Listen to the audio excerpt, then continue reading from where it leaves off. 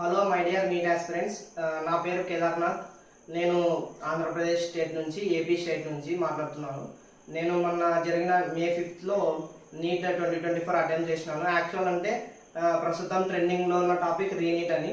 మన southern states అంటే so called AP, Telangana, Karnataka, Kerala, Tamil Nadu ఇంకేమైనా ఉంటే అవి సదరన్ స్టేట్స్ వరకు అసలు ఏ స్కామ్ జరగలేదు.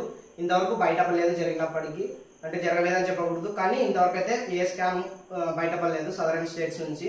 మనకు అసలు రీనీట్ అవసరం లేదు, ఎందుకంటే మనకు వచ్చే స్కోర్స్ కి ఆల్రెడీ మనకి మంచి మంచి కాలేజెస్ వస్తాయి. ప్రజెంట్ పోయిన ఇయర్ కట్ ఆఫ్ ని బేస్ చేసుకుంటే ఇంకా మన కాలేజెస్ కూడా పెరిగాయి కాబట్టి మనకేం లాస్ ఉండదు.